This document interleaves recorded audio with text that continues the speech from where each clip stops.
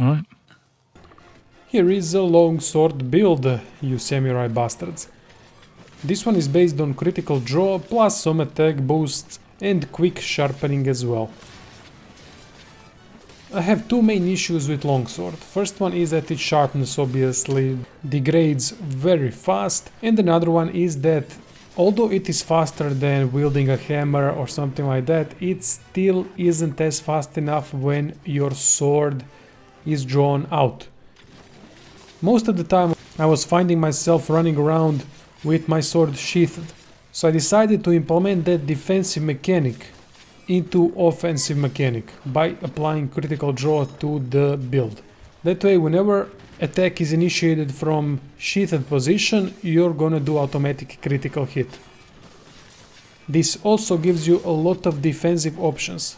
When the sword is sheathed, you have that diving evade that's got invulnerability window to it, so that is big plus. And you also have an option to use items, drink potions and so on easily when the sword is sheathed. I'm not saying this is ultimate build, OP build or whatever, there are plenty of versions of how to build longsword. I just find this build very efficient because it gives me all that I need to make the sword effective, while still being safe in the process. Before we go to the build, I owe you an explanation on a certain mechanic with longsword. It's a mechanic that I didn't know it existed while doing longsword guide, so here it is. It's about foresight slash, or foreskin slash as I named it in longsword guide, so that there is no confusion about it. There is a hidden mechanic with it. Whenever you use foresight slash, your bar will be completely depleted.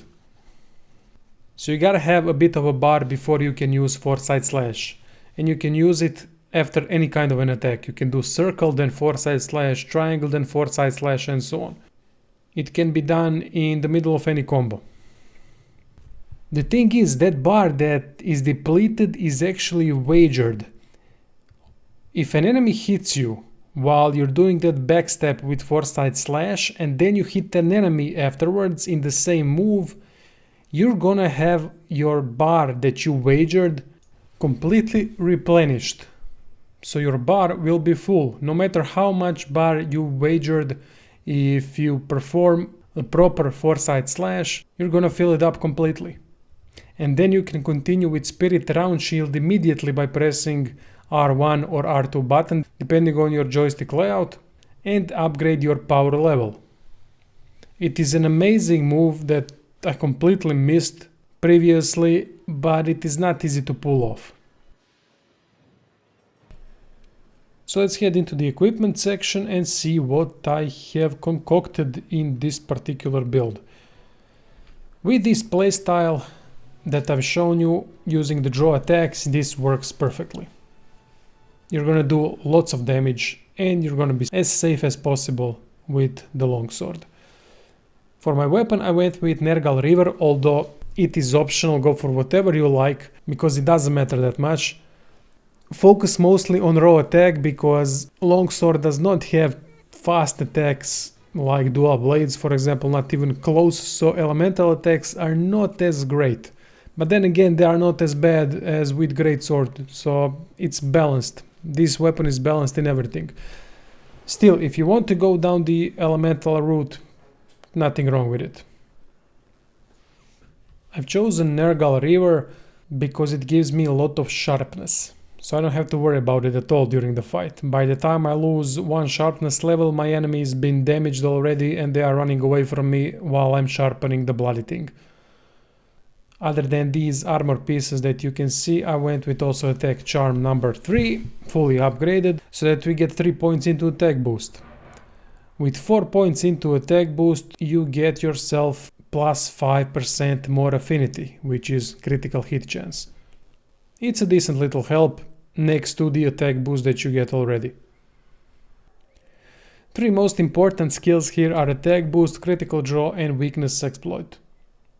Everything else for this particular playstyle and this build is exchangeable. Honestly, although speed sharpening sounds cool because you only need one swipe across the sword to fully sharpen the weapon, it's not needed, because as I said before, by the time you lose one level of sharpness, that blue level, your enemy will be running away from you.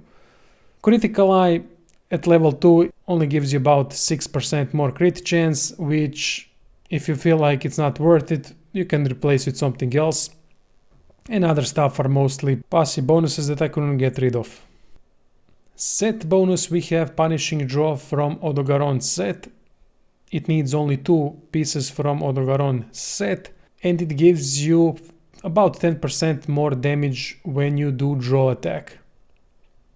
It also adds stun effect to blunt weapons, but I didn't actually notice that I can stun with the weapon even with Punishing Draw active. Maybe because I didn't really aim for the heads of my enemies. Couple of tips if you want to switch things around. Quick Sheath is a fantastic skill for this particular playstyle.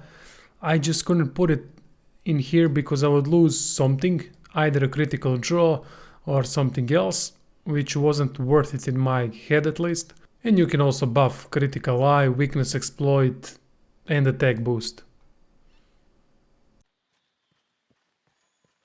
Here are some damage numbers in the training area. You can see the draw damage, it's really good because it's an automatic crit. Critical hits give you 25% more damage, so having that weakness exploit is really good and beneficial, especially when you do Spirit Helm Breaker and hit couple of those weak areas in the process.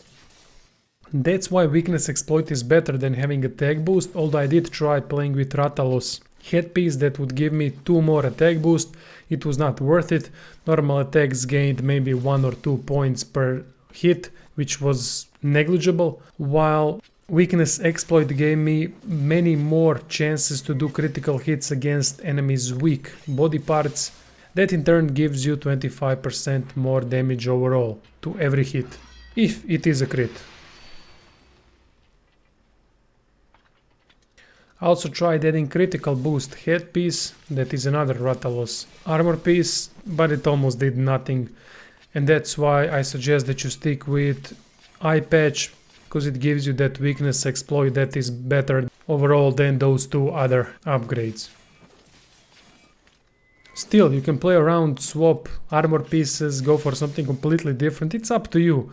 As long as you follow some simple things with Longsword, that is, go for higher critical rates, which are most easily gained by having 3 points into weakness exploit and also buffing attack boost if you do not like critical draw. If you like critical draw, then just copy paste the build that I have and you should be fine.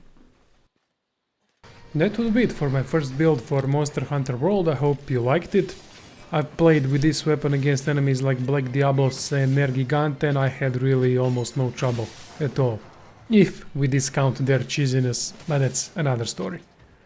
Just have your weapon upgraded to rarity 6 or 7 for the high rank and you should be alright.